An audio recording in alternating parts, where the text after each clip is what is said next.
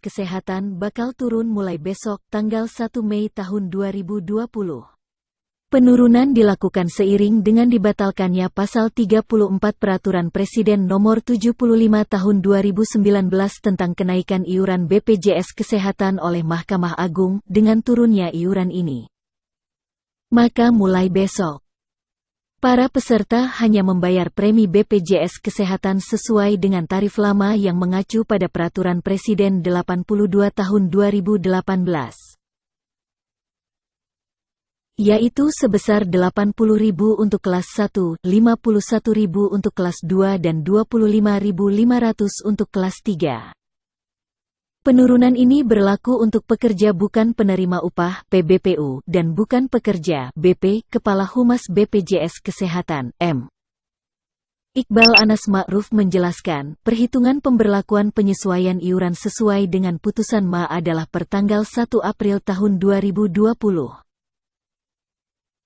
Karena itu, untuk peserta yang sudah membayar iuran April tahun 2020 sesuai dengan Perpres 75/2019 sebesar Rp160.000 untuk kelas 1, Rp110.000 untuk kelas 2 dan Rp42.000 untuk kelas 3 akan dikembalikan sisanya pada tagihan Mei tahun 2020. Dengan kata lain, tagihan pada Mei akan berkurang sesuai dengan sisa pengembalian April tahun 2020. Sedangkan untuk iuran yang sudah dibayarkan pada Januari sampai Maret tahun 2020 tak akan diganti kelebihannya, jadi untuk iuran Januari sampai Maret tahun 2020 tidak ada pengembalian atau dikompensasi di bulan B. Berikutnya. Namun, terhadap kelebihan iuran peserta JKN KIS yang telah dibayarkan pada bulan April tahun 2020 akan dikompensasikan ke iuran pada bulan berikutnya, kata Iqbal dalam keterangan tertulis, Kamis 30/4. Menurut Iqbal, BPJS Kesehatan sudah melakukan penyesuaian sistem teknologi informasi (TI) serta penghitungan kelebihan iuran peserta. Iqbal berharap per tanggal 1 Mei tahun 2020, peserta sudah mendapatkan tagihan yang telah disesuaikan. Kata dia, pada prinsipnya BPJS Kesehatan ingin pelayanan kesehatan kepada peserta Jaminan Kesehatan Nasional Kartu Indonesia Sehat (JKN KIS) tidak terhambat. Terutama memperhatikan kondisi sosial ekonomi saat ini di tengah pandemi COVID-19. Dengan dikembalikannya nominal iuran segmen PBPU sesuai putusan MA per tanggal 1 Mei tahun 2020 ini, kami harapkan dapat membantu dan tidak membebani masyarakat.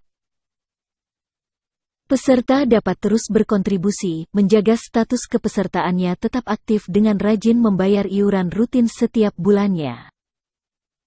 Ini merupakan salah satu wujud gotong royong khususnya di saat bangsa sedang bersama melawan COVID-19, tambah Iqbal. Iqbal menjelaskan.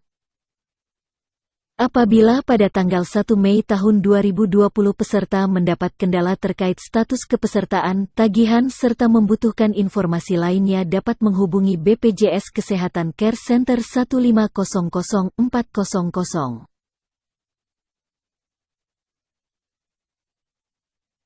Dia juga mengingatkan peserta untuk tetap memprioritaskan jaminan kesehatan sebagai kebutuhan dasar terlebih di masa pandemi COVID-19.